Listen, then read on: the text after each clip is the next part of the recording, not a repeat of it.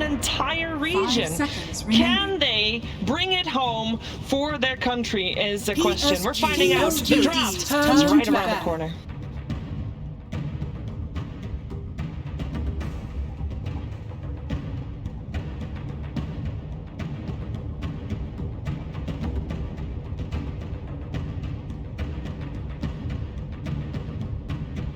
Ten seconds remaining.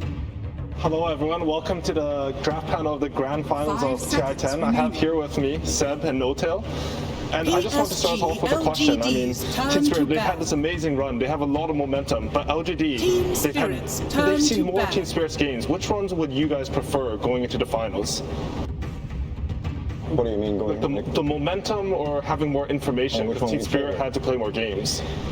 I would have to say, looking at both teams also for what they are, LGD should be very comfortable, learning more, knowing more, having nothing to be afraid of. But if anyone could shake their boots, it should probably be Spirit, because you see the momentum, you see the...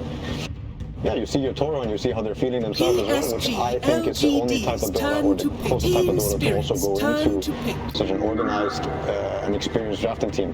It's going to be very hard to surprise them, and it's going to be very hard to throw them on the back foot, but I would say Team Spirit's the one who could do it.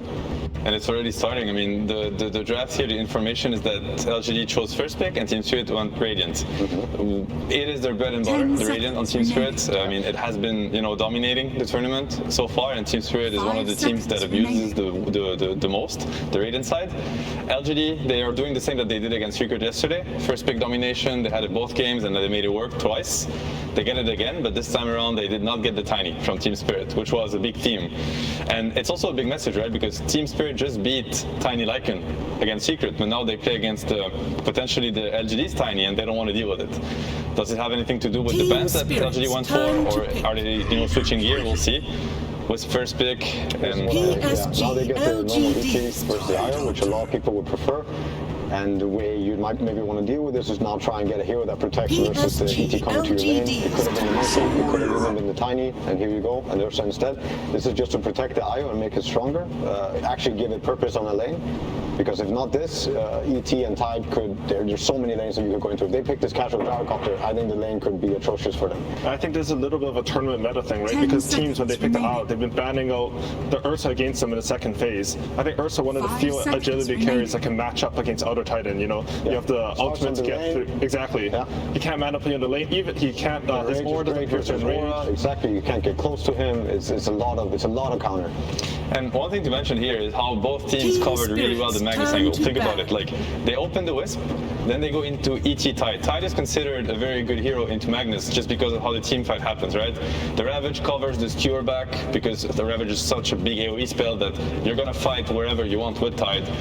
Obviously the Kraken Shell against the Magnus RP and stuns, it's really hard for Magnus to fight into Tide because you either RP his teammates and he's gonna counter initiate with Ravage, or you RP the Tide and he's gonna get the Ravage off anyway. So you're kind of setting up the Tide for a great Ravage as Magnus, right? So LGD, Team Spirit, sorry, they go for this Tide, kind of making the Magnus second pick, like 8th pick, instead of the Ursa really hard for LGD to go for. And this is one of the first games on the main stage, I think, where Magnus has been completely ignored by both teams. And these two teams have crushed games with Magnus. They decide to still ban it now, which of course is still going to be good, and especially going to be good with the Ursa. I wonder if they're going to look at there's a Yatoro hero, I don't know if we've seen. Has he played TA safe lane yet?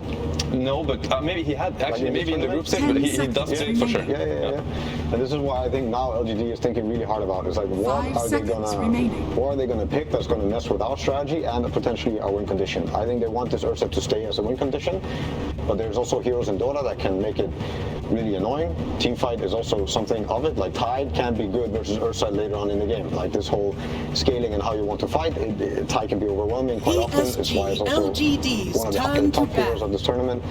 But yeah, I'm looking for the Yatoro TA this game. So far, I want to see it. So what I've seen from the start of the draft, we have pretty strong lanes coming up from IO Ursa, and there's a lot of team fight coming up from Team Spirit. Is it something that you guys think about, like how you want to match the team fight?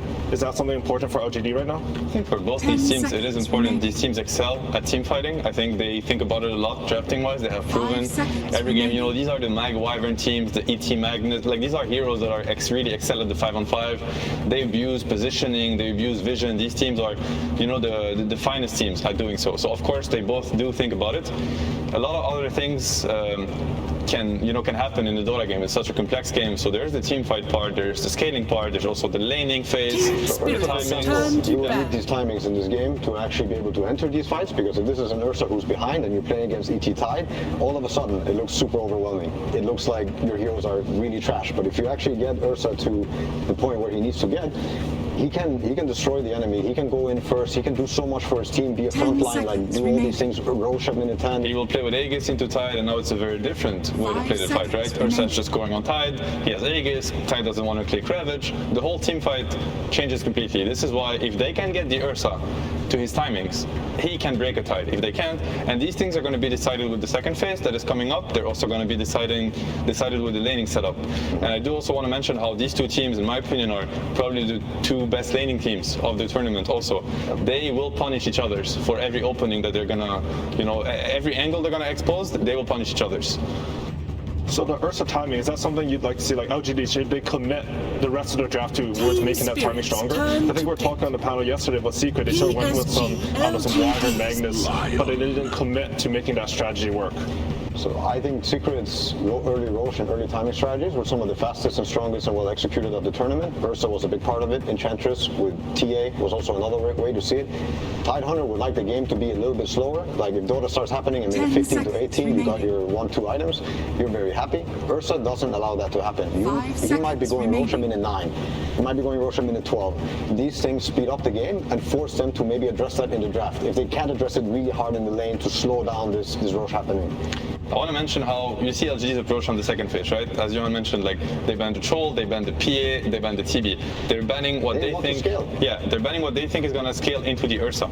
I do want to mention the Lion pick, which I think is really, really strong, really powerful. First of all, it does not expose their draft, and yesterday we talked a lot about first pick versus second pick, which is now like second pick, meaning Team Spirit. They are past the danger zone because now they get to react twice. With picking this Lion, first of all, it gives actually Tide a better lane against Ursa. It's going to negate the pressure, the aggression from Ursa on the lane, and Lion Hex actually is one of the best tools against Ursa. Ursa can buy the shard, he can buy Aghanims to get away from stuns, but the Hex is mute kind of. He's not going to be able to get out of Hex. So LGD now have a very clear fight condition, which is they get the fight on the Ursa, they Hex him, they burst him. Team Spirit, that's Team Spirit's fight condition, and LGD don't really have the tools to stop that. LGD's Naga Siren. Wow, okay, that's new, and that's great. Ahmed, he played this in the finals versus an Adam Major versus EG, and his Naga looked pretty solid there. I mean, I play a lot of Naga Siren, so I think this is a great Naga game so far. I think the lane is good versus Lycan. I think the matchup, you guys were talking about scale. I don't think Ursa scales at all against Naga Siren. Very, very true. Yeah, yes and no, I would say. There are a lot of fights where Naga can feel very underwhelming. I don't think the strength of Naga is ever going to be team fights. You see it in this patch where illusions don't ever get to do a lot in fights. Peel illusions are kind of different. They stick on you, they hurt more, and they keep coming. Naga illusions, they can get wiped quite fast, quite easily. They don't have the best tools right now. There's one thing that I see though with this Naga pick is, so now it's another buy strategy, right? Exactly, you see how these guys are going to fight. But you can already imagine it. Sleep might be very good. What about you trade bite for sleep, disengage, and take the fight after that? Maybe that's what they're thinking. They're going to make it as hard as possible because LGD heroes, they don't push out lanes very well, right? Ursa doesn't want to show and clear waves. That's not what Ursa does. Neither does Wiz. Lycan can do it to a certain extent. So the way this game should develop in the mid game is Naga's going to push out all the lanes, already making it really hard for LGD to find the fight that they're looking for. And if they ever find it and they bite the Ursa and they're ready for the fight, sleep is going to happen. They're going to disengage and take a better fight on their ground. You also see what they can re-engage with here. Yeah. Like the team fight from LGD is quite simple. If Ursa's out of control and he has a Satanic and a Skadi and a Basher and he's bitten, he's a big problem in the fight. But still, if you sleep that and his 4 other heroes, if they don't have BKB, they're just going to die to the sleep Ravage. And can Ursa fight alone, even if he's bitten? I don't think so. And they're going to have the Hex, they're going to have the net eventually, they're going to have an Anchor Smash to slow them down a bit. Like LGD's team fight is very obvious and is very committing right now. There's a few things I think that Team Spirit, they're also Radiant right now. Naga wants to live in the dire jungle and she wants to cut these 2 waves around the Roche area and push them away. If they feel like going bottom, they don't get the Roche with an Ursa trap. This is another way to also break their lineup. I think Spirit right now, they could be quite comfortable with how they can talk and approach these fights, because if LGD doesn't have this bite going, doesn't have this, it's very underwhelming what their lineup does. Disruptor like an IO is not going to kill many heroes on the map. You know, I actually thought it was LGD playing Naga. I just realized it was Team Spirit because I'm blind and I can't read. But for you guys, which draft, like from your personal perspective, which one would you prefer to play? I mean, we don't have the last picks yet, but I mean, I feel like LGD, they have a way to snowball the game. That's how I see it. You know, the Ursa IO timings with the Lycan, I like it. I do feel like this is one of the first times where I don't give LGD a strong upper hand on the draft. If anything, I'd maybe even give the upper hand on Team Spirits. Let's see, there's a Tinker coming now. There's a lot of picks. I don't think Tinker got moved. Tinker versus Naga. Tinker scaling teamfight. Tinker is a huge hero. That sounds good, because I'll help their teamfight scale into late game. They have a huge damage issue. They have a massive damage issue. Okay, Pango is also a hero that comes with a lot of potential scaling teamfight damage. If you get Card and Sleep also play. Like, they cannot disengage anymore. Yes, it's unreliable now. The Sleep, it's also a hero versus Tidehunter. Force Bad Ravages, kill him. Also good hero versus ET. Very good last pick. A bit scary in the sense that it's a mid hero that can get very punished one-on-one, very weak laner against a lot of matchups. But you know, that's a lot of confidence from nothing to say. One of the best mid laners, if not the best mid laner in the tournament. And I'm sure their support are going to help, you know, with the mid lane and stuff. Very, very good pick. Very good last pick. If I still had to choose a lineup that I would want to play, I actually have more faith in this Naga lineup. If they play well around the Illusion wave push, again, I don't think Naga is the one you look for to crush the team fight. She needs to do her part. She needs to do the sleep, maybe get some illusions on some supports. But this game, in my opinion, should be looking like Tide, Lion, ET are messing with them and getting some pickoffs through the lanes, forcing TPs. Eventually they get very far ahead, like economy-wise, and this is going to lead to more openings. Naga can maybe join the fight, get under Viscati, like join, kind of take over the fights with a gold advantage, or just keep playing the map. I like how you're talking about how Naga splits up the map also, because when you have Naga sign, what I found is you want your other heroes to be able to pick off the enemy heroes, right? They already have that with Lion. They have some additional damage with the ET. So if they're playing the actual Naga game, I agree with you. I can see them carrying one more to kill on the side lane. Clap them when they split up. Yeah, they split up, they try to deal with Illus, boom, the burst is gonna happen. Lion, ET, Void Spirit, any hero will die 100-0. And Naga will force LGD to split up. They will force them to, they're gonna cheat the map. They're gonna create unfair situations, and it's gonna be hard for the LGD to fix that unless they have full control of the game. This is why the laning phase is gonna be incredibly important.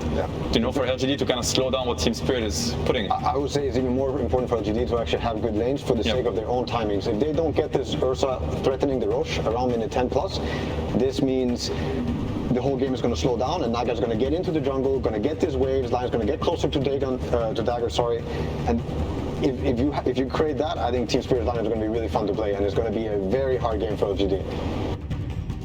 Very interesting draft. I would also say that the lanes are a bit scary. I think this ET on the side lanes is completely untouched. They don't have a single stun for him. He's going to get the Spirit and he's going to Bottom lane is going to be fun. Bottom lane is going to be a lot of fun for this ET. Very strong lanes from Team Spirit also. Himself this tournament. Yep. Miposhka ET. Scary stuff. Yeah, Toronto getting his Void Spirit again.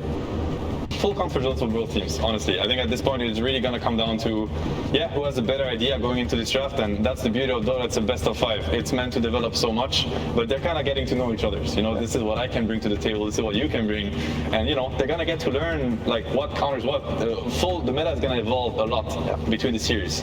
And I would also like to point out that Team Spirit has been the most amazing learning team so far in this tournament. Like how they are adapting and how they're learning and how they're actually changing up their own playstyle into something new every game. But I would say every team fight, when there's a bite happening or a Pangolier roll, this is when LGD need to get something done. Because if not that, they lose. This is like their main team fighting tools.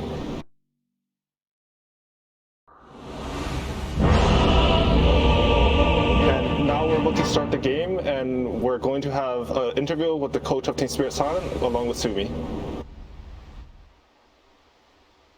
那我走。 好好打，好 Smells 好 like 打，别 Team 送我兄弟 Spirit. 们。 Smells like Team Spirit. Это что за слова такие? Smells like Team Spirit.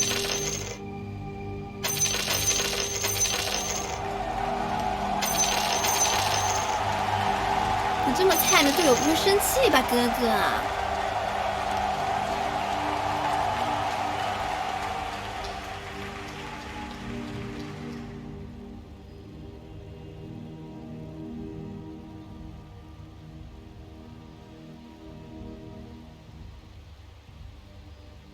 Ah!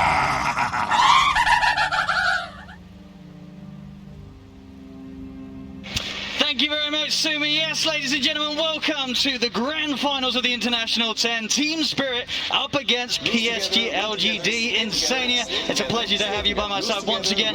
How excited are you to see these two teams go head-to-head in this best of 5? I mean, I'm extremely excited. This is bringing back memories of Ti10, where you had DC make the miracle run in the lower bracket and going up against Wings at the time, and you have some of the Wings players on LGD's side, so I'm feeling Ti6 vibes, and I think this Game 1 draft actually looks really, really good for Spirit. Okay, what is it in particular like about what they've done here in this first game? I mean, I feel like, as Notail said, touched on, the way that the lanes are set up, I feel like they're going to have a really nice start to the game, and I feel like LGD's like really, really timing dependent, and they need to make sure that when they pop roll and they use the Wolf Bite on Ursa, they get a lot in the fights. And when I look at Spirit's draft, I see answers. They have the sleep, they have like 10 different stuns that they can throw out, and even if they burn the Ravage, I feel like the 4-man of their draft can still fight. So if they can get the Naga fat enough, if the Naga can ever join the fights and actually have a presence, I think their draft looks really, really nice to play. And it's, you know, you've got to be excited to see it, right? Another game, Yatora just continuing to show off his versatility of carry heroes. This is crazy here in the grand finals. Naga Siren coming out. I mean,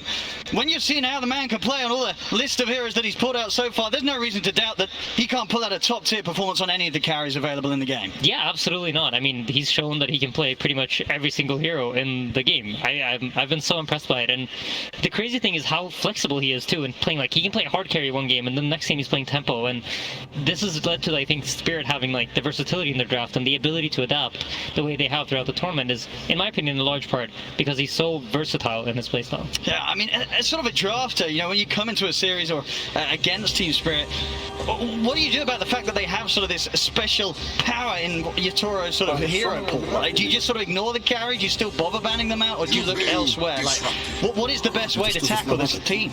I mean, if I knew the answer, I'd would have probably known how to beat them by now. But I feel like the thing is, they just seem to. You deal with collapse, then Yatora goes out of control. You aim for Yatora, and then you have collapse and Toronto Tokyo going out of control. And I feel like a lot of this is heavily due to the fact that they play so well around vision.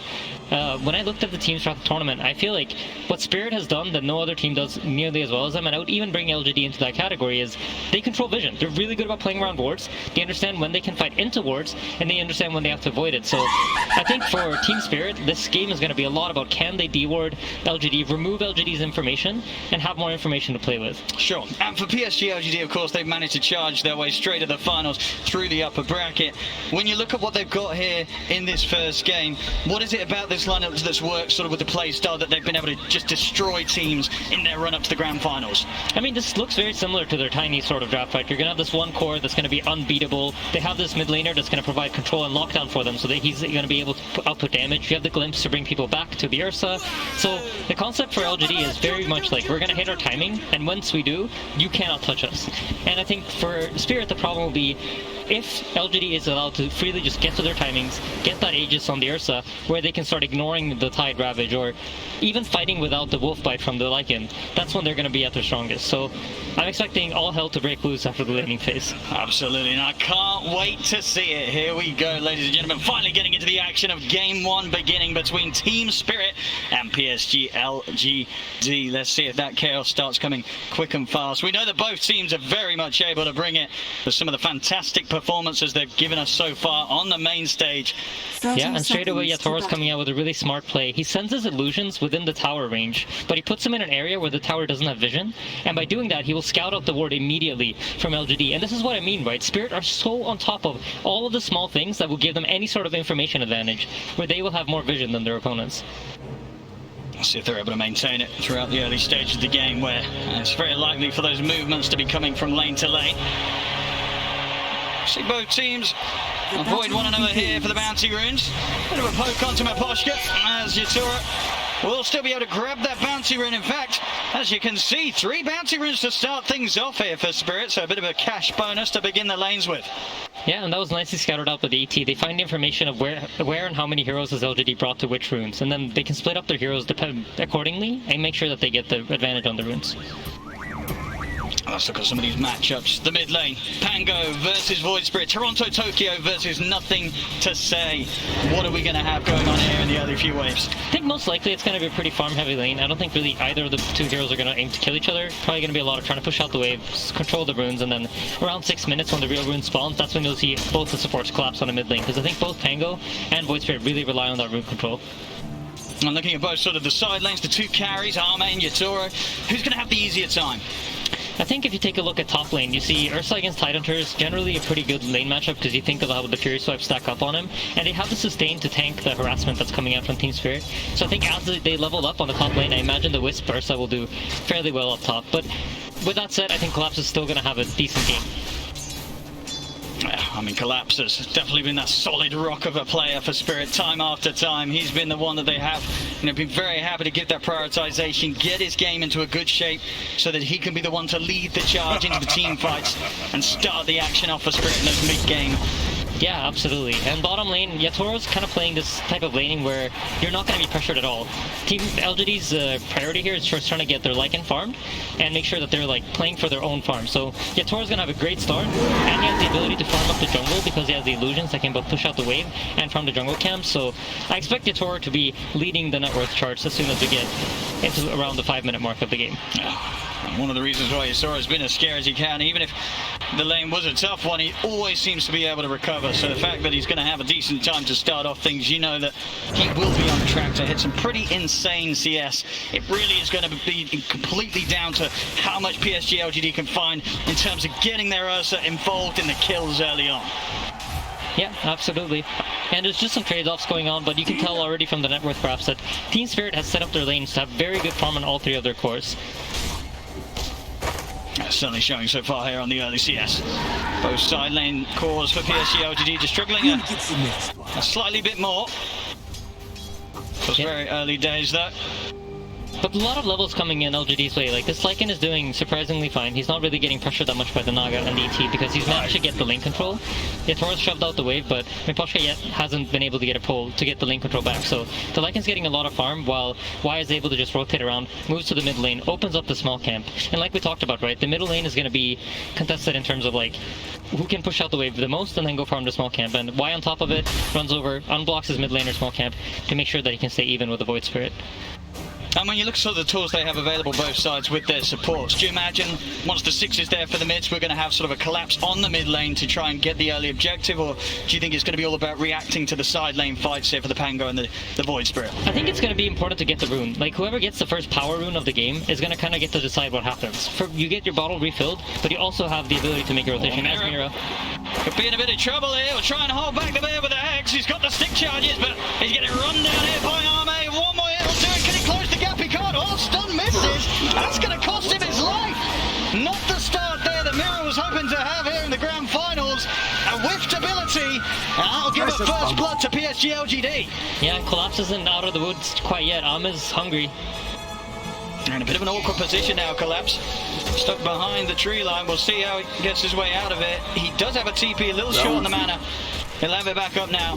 Should be able to walk his way back ground, but a great bit of aggression there from PSG.LGD, just opening up some space for Arme to return to farming.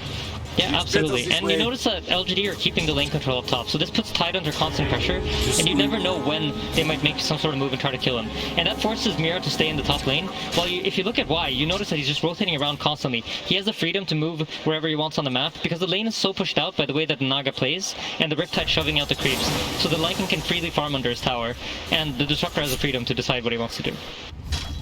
Let's see what that call's going to be. We'll come in mid here.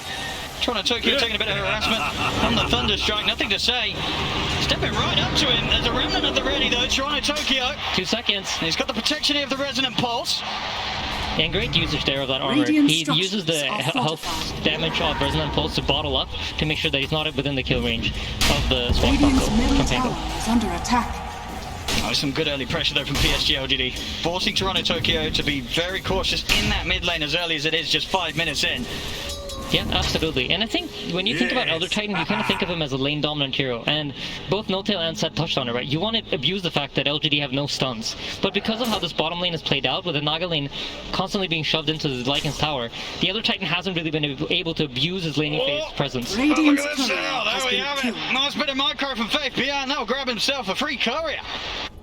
As the wolves chase down poor old baby faceless Rex. Up top, Collapse is also taking pressure now. So again, the freedom of why he's just allowed to rotate to mid, set up some pressure on the Void Spirit. Now he's up top, making sure he's just in their face and forcing them to react to his movement. Yeah, he's all over the place. Why? Yeah. Spirit definitely got to try and do something in return. Yeah, they themselves bring the two supports up to top. Just sort of figuring out what to do about this roaming disruptor here in the early minutes of the match. Yep, here we go. First fight for the runes. Where is it going to spawn, top or bottom? Let's have a look. It is going to be down bottom, and it is a DD. It's going to go straight into the bottom of Toronto Tokyo. It's a very nice room for it to fight with, but already up top. Spirit, they'll lose Mirror. Yeah, it's a DD Toronto Tokyo though. Let's see how he can respond back with it, because now we have a Pangolier with low mana, and he's going to be aware of it. So he knows that he can make a move here, and the Pangolier won't really be able to respond. Yeah, this is an excellent room for Toronto Tokyo to find it. He's going to use it straight away. Goes aggressive. It's going to miss the Dissimilate though.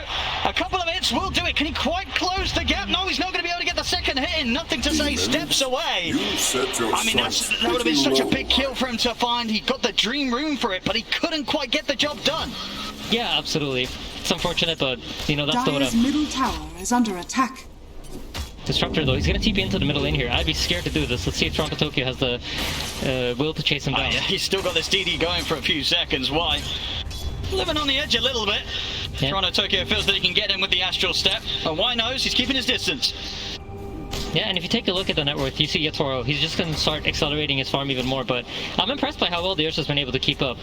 And this is largely due to the fact that they had lane control for so long up at the top lane, and they were able to just keep their heroes, the enemy heroes, so close to the tower, so Tide could never really feel free. He's going to try and step over for Mirror, but again, Team Spirit, they've kept their two supports up here, both Mirror and Maposhka, making sure that there's never the opportunity for Arme to get any kills up here right now. As you say, Arme doesn't care too much. Complete free farm, level with that of Yatoro's Naga Siren. He's having no struggles whatsoever, but Spirit just trying their best to limit anything else going into the hands of the Ursa this early. Yeah, and you notice the Naga in the bottom lane now. She's just going to put her illusions on the lane, push out the waves, while she farms the jungle camps close by, and try to get ahead of the Ursa by doing this constantly. And LGD are going to try to match by using the Wisp Overcharge to allow the Ursa to farm. And we notice both these teams are so good at stacking, and here we go again. Runes are spawning. Toronto Tokyo is going to be the focus. Quick jump away from the Rolling Thunder. Yes, it's an Arcane Rune secured though, so if they can manage to survive these 70 seconds and nothing too bad happens, this is a huge rune for them to have. All about these power runes early on, especially in a game, 8 minutes in, only the 2 kills so far. Yeah, I mean, it's the tension, right? Neither team really has anything to do yet, and they're both drafting for slightly later timings in the game. The Tidehunter's now finally hit level 6, so if there's an opening, look for some sort of rotation. I think it's hard to go for the Ursa, so there might even be the possibility of the Tidehunter rotating out of this lane. Sure. And making some sort of move at Toronto Tokyo. When you just look at the heroes that PSG.LGD have at their disposal, and you feel that Spirit, they're just not going to want to try and push into that tier 1 quite yet. I think for Spirit, your expectation was to do slightly better in the lanes, but they haven't really been able to do so. See, it's alright. Getting gone on here by the two of them, but the Rolling Thunder not quite ready again. Not quite yet. They'll get the glimpse back, but no further damage to come onto the Naga Siren, so Yatoro will be fine. Yeah, a little bit of miscommunication there, it seems. The shield crash wasn't used on the hero. The glimpse came in a little bit later. Well, they've got their eyes on Arme. As they know, that play was made by a couple of PSG.LGD inside their own jungle, but Arme is out of reach of the round and he's away. Space is there, down bottom. Fate Beyond continues to push. The tier 1 to fall already here on Spirit's side of the map. Yeah, I think this is the most shocking part of this early game, because I expected the Lycan kind of get zoned out by the Naga, and the Naga illusions would defend them, but... Let's see if they can get Arme. They've got 4 heroes working on him right now. Ravage. He has the ult up, he's on the retreat up to the high ground, but they'll be able to get in front of him, close off his escape. Spirit will finally be able to claim their first kill here in the first 10 minutes, getting themselves on the board. Yeah, and this is a huge kill because it allows for Team Spirit to now start firing back and taking over this top lane area. They need this tower to fall. And meanwhile, this is the response you see from PSG.LGD. They rotate their heroes mid to try to force Spirit away from the top tower and force them to come defend their mid tower as the more valuable tower for the later Roshan. Dyer's They're top hitting these tower timings, is under PSG.LGD, attack. no doubt about it. Spirit just having to let them Radiant's do so. middle tower has fallen. Yeah, I mean, this Lycan really has becoming the big X factor. I don't think Spirit expected him to be this strong out of the laning phase. And now Am is going to comfortably move into his triangle and start farming up. I think once he hits that Diffusal Blade, look to see Spirit try to, LGD trying to make some move. But I think if LGD gets the farm up right now, they feel like they've hit they have enough map space to where they're comfortable playing around their cooldowns and just waiting for the Disruptor ultimate to come online, wait for the Lycan to finish up his items, and then just play around his forms together with the power runes that the Pangolier is securing. I mean, in this sort of game where, you know, both teams playing as carefully as they are, just 1 to 2, coming up to 11 minutes, do you look at the Naga Siren and feel that for Spirit, if they can keep this game in pretty calm waters and not allow the early aggression from PSG.LGD to get to them too much, this Naga Siren will be able to carry out in the later stages, or do PSG.LGD always have the means to deal with her? I think to some extent you are happy, but I feel like you wanted the laning phase to go better so that LGD's timings come later into the game. So knowing that your lanes haven't quite gone the way you wanted them to, they must feel like, okay, at some point now, once LGD gets items, they're gonna come running at us. Look at this stuff, nothing to say. He's going to get the lead in onto Collapse. They'll drop the Static Storm as well, putting no chance of Collapse being able to return fire quite yet with a potential Ravage. Doesn't matter though, he's able to walk out to the side. They'll go for the glimpse back on him. He'll simply look for the TP out, and there's something to put a stop to it. Collapse, realizing his strength here with a Hood of Defiance, he's got enough tank ability to just TP out of it all. That's the Rolling Thunder and the Static Storm put to waste there by PSG.LGD. Yeah, great jukes. He just dodged out the Pangolier spells, and once the Rolling Thunder missed, he knew that he was safe.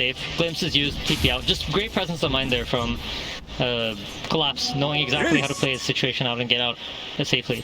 I love what LGD are doing though. If you take a look at the top lane, this is one of the things I loved about how OG ran the Wisp in the position 3. They recognize that Wisp's item timings are really important for you to keep these heroes alive. Because if you think about how healing works in Dota, heroes keep growing their hero pool, like health pools, but the healing items are static amounts of heals. So 250 health on a hero that has 1000 HP is like a lot more than it is on a hero that has 3000 HP. So if you hit these heal item timings early into the game, that really enables you, and they've given Xingqiu the top lane to sit here and farm comfortably. See that bottom, Wying, quite a dangerous position here.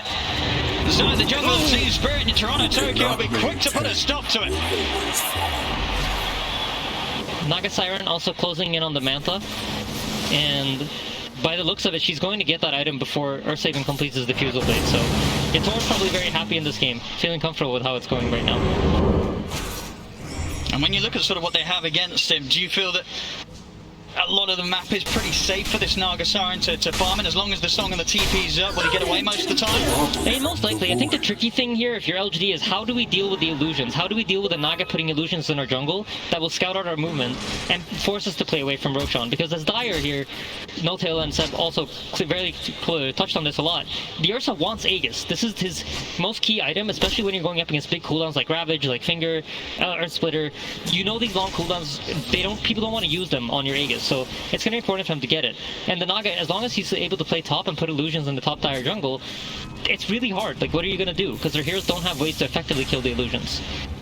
And you feel that Spirit, their lineup, is geared up pretty well to deal with the fact that PSG.LGD will look for the Roshan. They won't be afraid of turning up and trying to put a stop to it.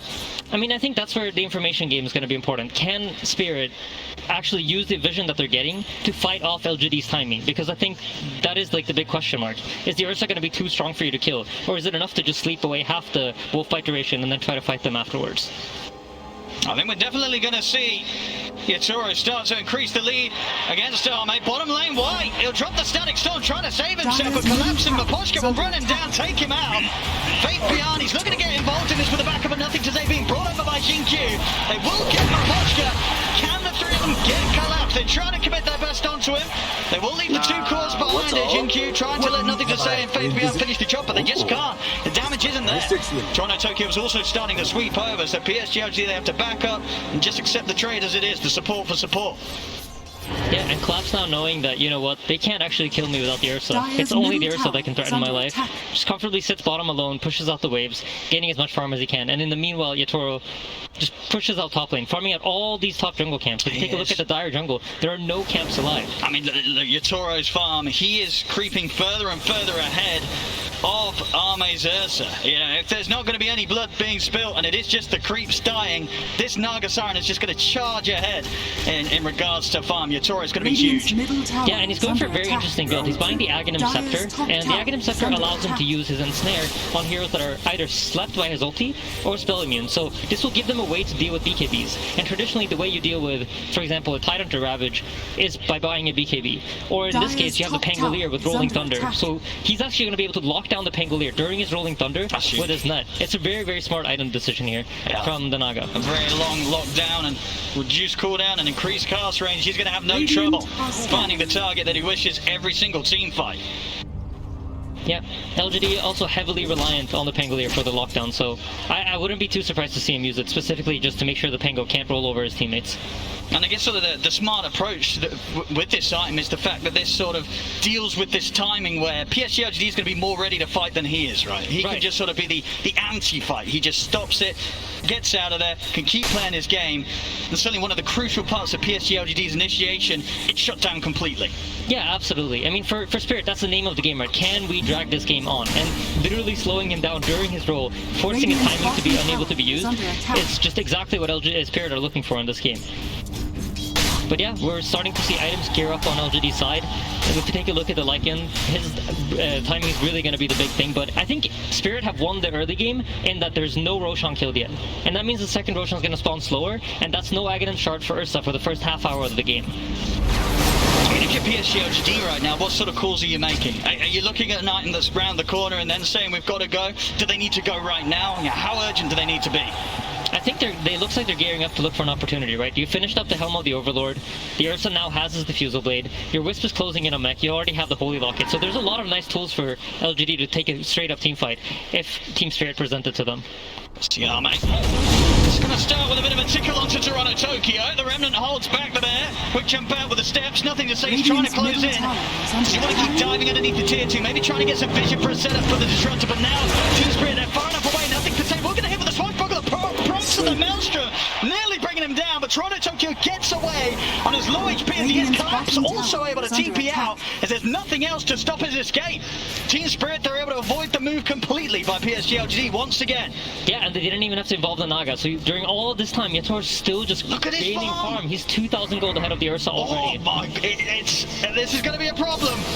And he's getting out of control. He's only, I believe he just finished his Aghanim Scepter too. So he has Manta and Aghanim Scepter at 17 minutes into the game.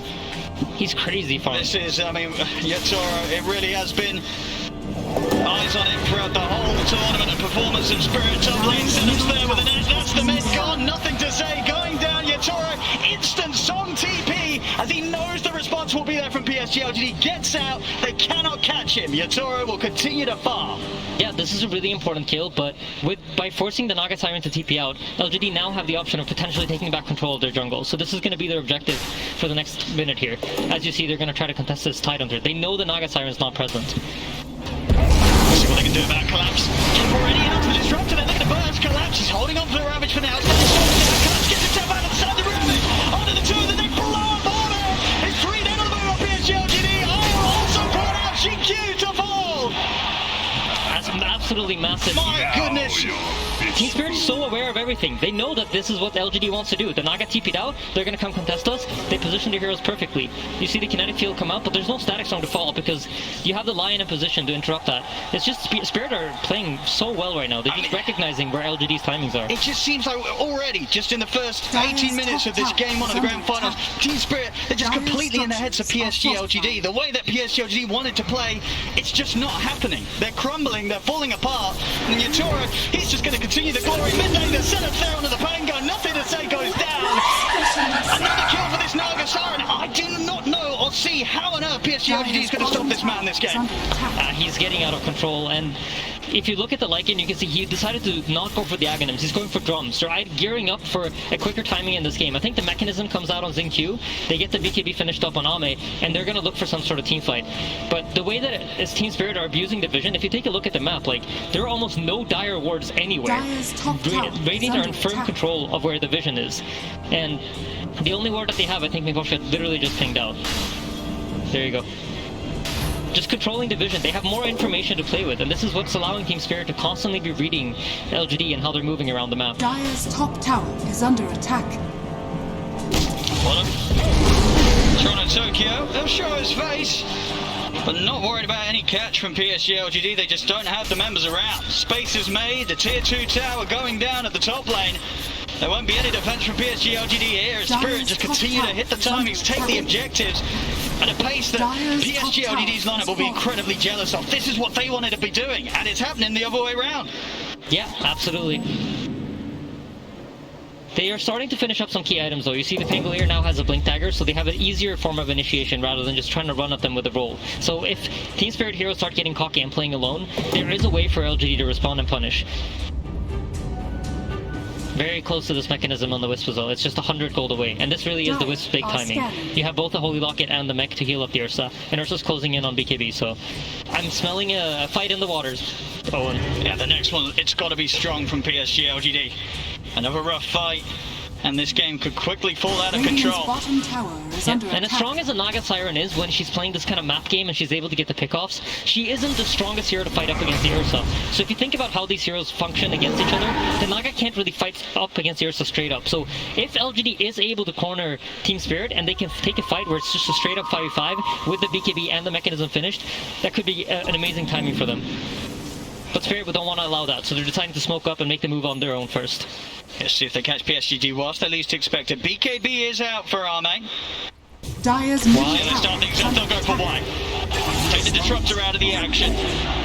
And Disruptor is a really key kill, because if the Disruptor isn't alive in the fight, they can't really go for Collapse. Look at Collapse's itemization. This is so smart. He's going for the Yules to get it with a hood and a Blink Dagger. And why is this interesting? Because if you're inside of a Static Storm, and you Yule yourself, and you have the hood up, and there's no physical damage to hit you, you can actually just blink straight out of it. So just really, really smart item decisions coming out of Collapse here. Well, we'll definitely have to look out for that play. Would be a rather impressive outpost, taken back into the hands of Spirit.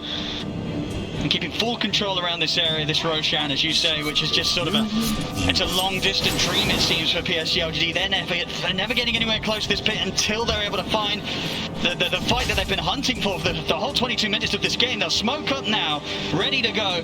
PSG.LGD, they have to find success here. Yeah, absolutely. And if you take a quick look at Lycan before the fight breaks out, he's decided not to go for the wolf fight. They recognize that they won't be able to play the strat the way they intended for it to. So he's going to be building up some damage items as well. Smoke. We'll dispel here on Toronto Tokyo.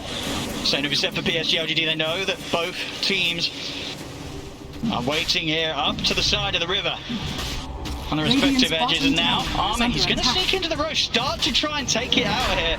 Yeah, for the first time in this game, they've been allowed to take back the Dire jungle and try to apply some pressure to Roche. So I expect Team Spirit also recognize that, you know what, we've given up the Dire jungle. What would LGD do with that? Well, they would go to Roshan. So Spirit, check this out. Arme's going to slow it down a little bit. The Spirit's coming in. They know that they know. Stop it. Once the IO, they're going to lead in there for jump straight away. Look at the first play. Arme's able to get the Roche kill, get the Aegis. They're going to static some down. The Rolling Thunder was one in control. Toronto Tokyo, but he's out with an Astral Step. Toronto Tokyo actually makes it out of there. Dissimulate as well. PSG.LGD may have got the Roche, they may have got the Aegis. Toronto Tokyo will still go down as Fake Beyond was able to wrap around and find him. Yeah, really nice play there from LGD. What an unfortunate event there for Xingqiu. He gets pulled into the Roche pit. You really want to stay outside with a tether, but stay tethered to Arme, but he takes one step too close, and then the Wisp comes inside the Roche pit, which gives Spirit the perfect opportunity there to go in, but I don't think they were quite expecting the BKB, so all in all, I think they're happy with this. You know, they gave up the Aegis, but it took them 24 minutes to get there, so Roshan number 2, which really is Ursa's key timing in this game to get that shard, so that he can play most of the fights enraged, is going to come much, much later than they expected. But definitely the beginnings of PSG.LGD getting this game back under their control.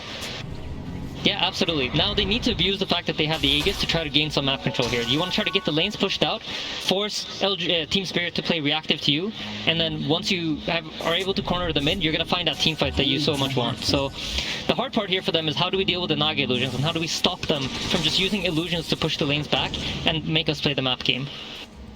I mean, yeah, which hero are you sort of putting in charge of dealing with them? I mean, they picked the Pangolier as an answer, right? And if you look at his itemization, he's going for the Maelstrom. He's trying to have some more damage and have some more presence to kill the illusions. And luckily for him, Yatoro hasn't really bought any items that tank the illusions up. He's more so building his hero up so that he's able to fight into the Ursa. He's going for that Bloodthorn. It looks like he's going to follow it up with a Heart, so he's also gone for some sort of hybrid build where he can actually get solo kills if he catches people out alone. And for Spirit right now, despite the Aegis falling into the hands of Arme, are you still very willing to fight? How much do you need to respect this Aegis on the bear? I think, teamfight bottom. Xingqiu's in trouble. Xingqiu will manage to make his way around the Remnant. Quick tether back over to the safety of Arme. Yeah, I mean, for Spirit, I think you want to fight, but it needs to be the right fight. You ideally want Yatoro to try to force some hero around the map, and then once you know that the PSG.LGD's heroes aren't in position to connect, then you can go for some sort of smoke. Then you can make that move. But the difficulty for them is you can't necessarily go on the Ursa. You don't have the tools to bring him down at the start of a team fight. Got the eyes on the two of them bottom. PSG.LGD, Arme and Xingqiu. On their own down here for now. There is a relocate available, and of course with the Aegis, Arme a very hard target to jump. Pressure continues from Yatoro and his illusions in the mid lane, keeping these waves shoved right up towards the base of PSG.LGD. And down bottom, Team Spirit are just waiting patiently, but LGD have recognized that they TP'd bottom, right? So it's very likely that their heroes are stuck on that side of the map. So here they come sweeping up towards the dire jungle, understanding that Spirit cannot already have moved their pieces from all the way from bottom back to top after the TP response to the tier 2 tower. So just smart play coming out from both sides.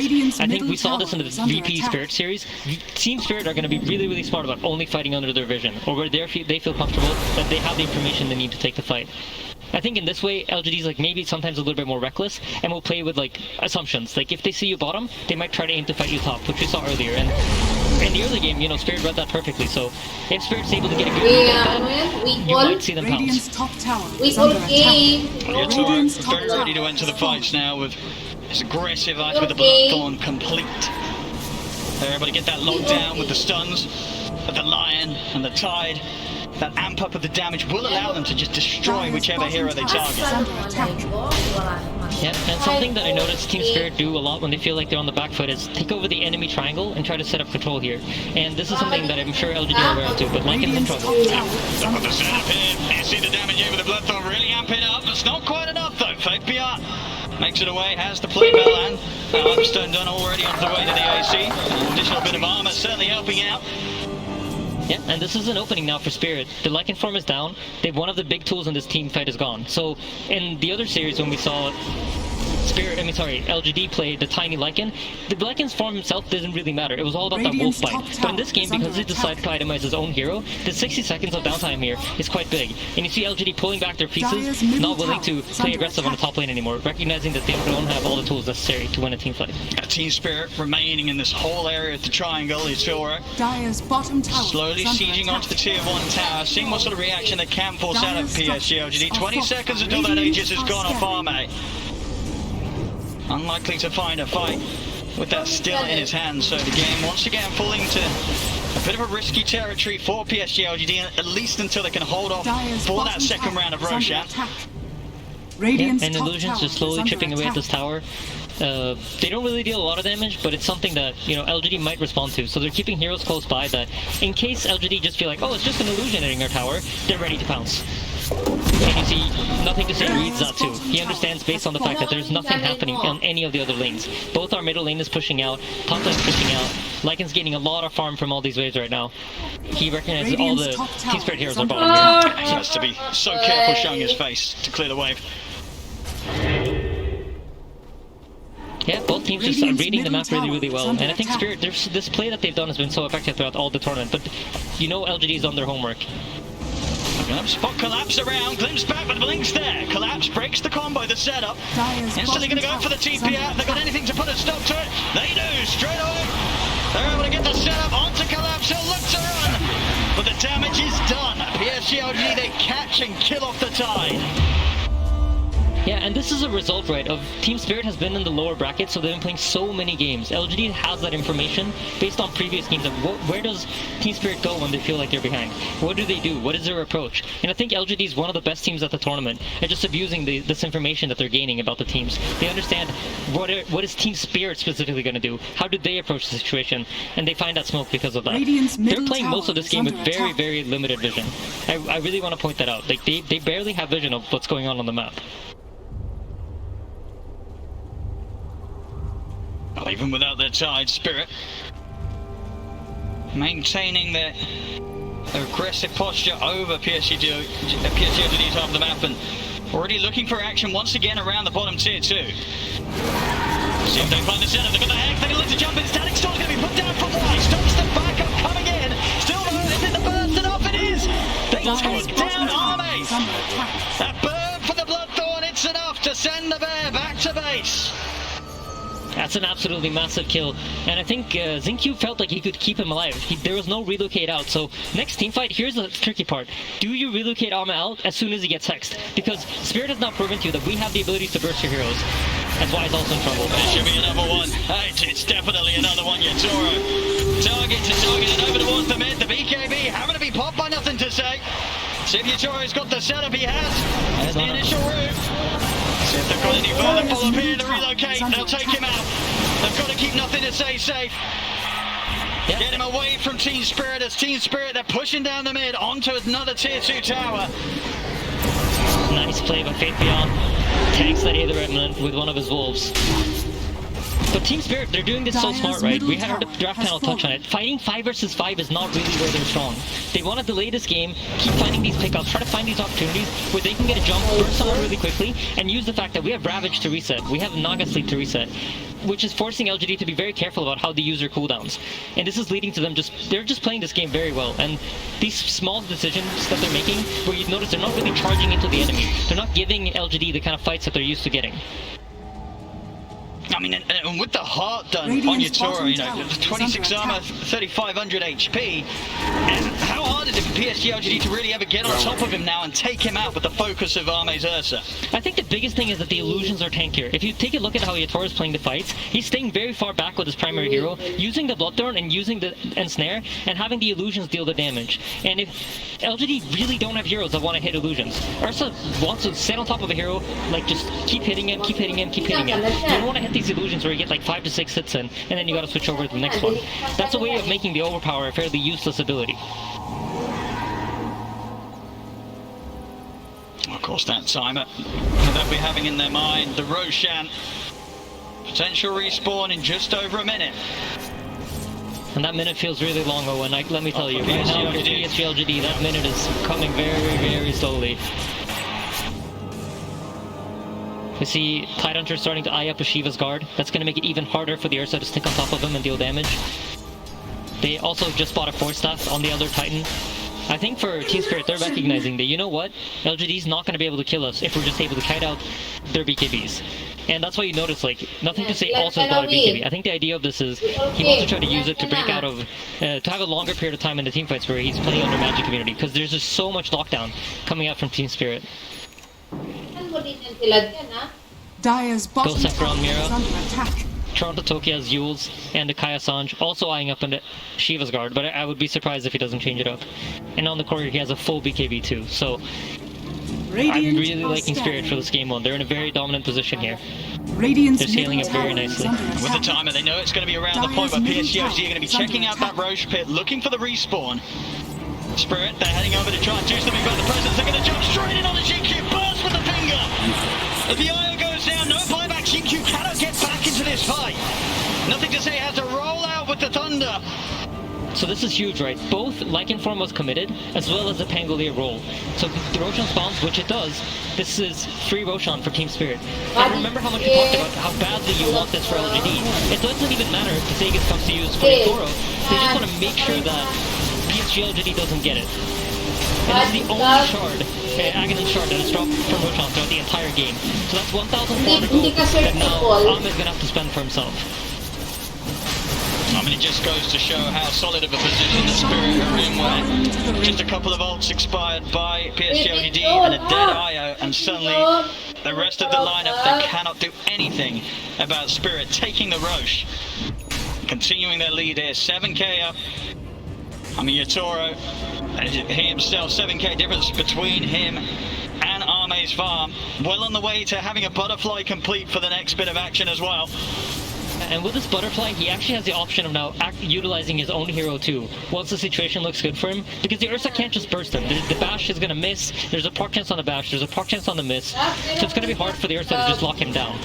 And just very intelligently itemized by the Naga here. For the early part of the game, when he knew it was going to be a map control game, he bought the Orchid, he bought the Ags, played for the map, looked for those pickoffs, and those key pickoffs have really led to the situation that they're in the game now. Gembuff picked up by Y. You can feel, they feel the pressure of the vision. They're not getting the vision that they're used to. They don't have the information that they're used to playing with in this game. And Poshkaz is shutting them down.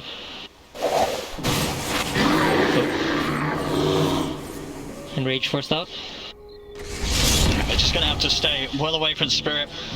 4 very, very scary minutes of Aegis on Toronto, Tokyo. PSG.LGD, they do not want to fight into this. But every minute that passes where they cannot look to brawl is going to be another just minute of pain here with the increasing momentum and mass of the cause of Team Spirit. Yeah, and surely right now PSG.LGD are discussing how do we take a team fight? What is it that we need to do? How do we need to use our abilities in order to catch Team Spirit off guard? And for Team Spirit, I think a lot of the communication is like, we need to make sure that we do not let LGD come out on the map. We don't want them to get out and farm. As long as we can keep them locked into their base, we can get all the items that we want, and then we get the fight that we want. And everything's going to happen on our terms. So you see, they rotate over to the top side here, expecting LGD to run out on the top side of the map. And here we go. It's time to look for that fight, PSG.LGD. Execution has to be immaculate. Yeah, they're scouting with the wolves. They're getting the info they want. They're looking to try and start the collapse, but Collapse is able to blink away from the lead-in. They'll turn their attention over towards Yatoro, but with the instant looks to hold him back. Nothing to say, he is able to get out of it.